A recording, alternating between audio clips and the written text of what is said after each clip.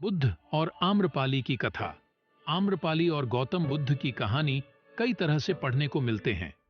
इस संबंध में एक कथा मिलती है कि एक बार भगवान बुद्ध विचरते हुए वैशाली के वन विहार में आए। नगर में उनके दर्शन करने के लिए आमजनों के साथ ही नगर के बड्ढे बड्ढे श्रेष्ठजन भी उनके दर्शन के लिए पहुंचे।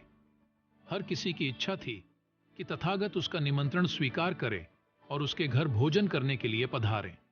वैशाली की सबसे सुंदर और प्रतिष्ठित गणिका आम्रपाली भी बुद्ध के तपस्वी जीवन को देखकर प्रभावित हो चुकी थी तथा वह भी अपना यह घृणित जीवन छोड़कर भिक्षुणी बनना चाहती थी। यही सोचकर वह भी गौतम बुद्ध को निमंत्रण देने पहुंच गई। बुद्ध ने उनका निमंत्रण स्वीकार कर लिया और वे उसके घर हो भी आए। जब उनके शिष्यों को इस बात का पता चला तो उन्होंने बुरा मानकर उनसे स्पष्ट रूप से कहा कि उन्होंने एक गणिका के घर जाकर बड़ा ही अनुचित कार्य किया है। अपने शिष्यों की बात सुनकर तथागत उन सब से बोले, श्रावकों, आप लोगों को आश्चर्य है कि मैंने गणिका के घर कैसे भोजन किया। उसका कारण यह है कि वह यद्यपि गणिका है किंतु उसने अपने को पश्चाताप की अग्नि में जलाकर निर्मल कर लिया है।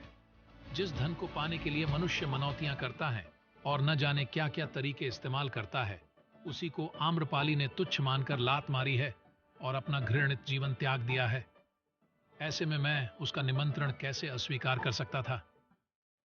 आप लोग स्वयं सोचिए कि क्या अब भी उसे हेय माना जाए। गौतम बुद्ध की बात सुनकर सभी शिष्यों को महसूस हुआ कि बुद्ध तो सही बात कर रहे हैं। इसलिए उन्हें बहुत पश्चाताप हुआ और उन्होंने तथागत से क्षमा मांगी। बुद्ध ने भी अपने शिष्यों को माफ कर दिया